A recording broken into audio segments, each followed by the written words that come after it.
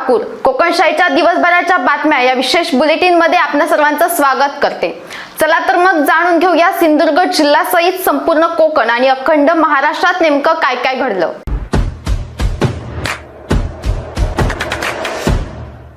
जमावबंदी व मनाई आदेशांचे उल्लंघन करत शालेय शिक्षण मंत्री दीपक केसरकर यांच्या सावंतवाडीतील निवासस्थानासमोर बोंब मारो आंदोलन केल्याप्रकरणी सावंतवाडी पोलीस ठाण्यात ठाकरे गट युवा सेनेच्या 18 जणांवर गुन्हा दाखल करण्यात आला। याबाबत त्यांना नोटीस देऊन सोडण्यात आले।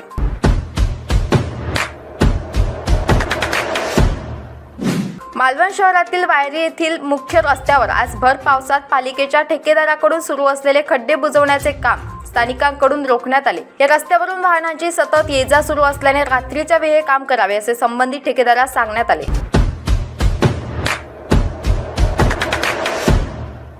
गणेशोत्सवानिमित्त रेशन कार्ड धारकांना आनंदाचा शिधा देण्याचा निर्णय घेण्यात आला होता। त्यानुसार कणकवली येथे आनंदाचा शिधा दी कंझ्युमर सोसायटी येथे प्राप्त झालाय। लाभार्थ्यांना त्याचे वाटप माजी नगराध्यक्ष समीर नलावडे यांच्या हस्ते करण्यात आले।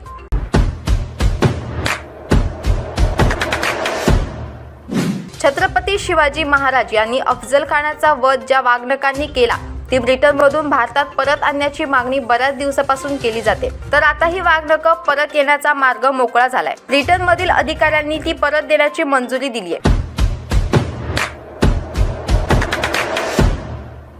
मराठा समाजाला कुणबी प्रमाणपत्र देण्यास ओबीसी समाज संघटनेने विरोध केलाय। याबाबत संघटनेमार्फत जिल्हाधिकाऱ्यांना निवेदन देऊन विरोध दर्शवलाय।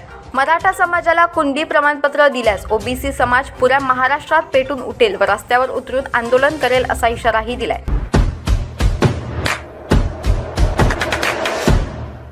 याबरोबरच कोकणशाहीच्या दिवसभराच्या बातम्यांमध्ये इथेच थांबतोय, पण तुम्ही मात्र दिवसभराचे अपडेट्स आणि ताज्या घडामोडी जाणून घेण्यासाठी कोकणशाहीचं YouTube चॅनल सबस्क्राइब करा, फेसबुक पेज लाईक करा आणि Instagram पेजला फॉलो करायला विसरू नका।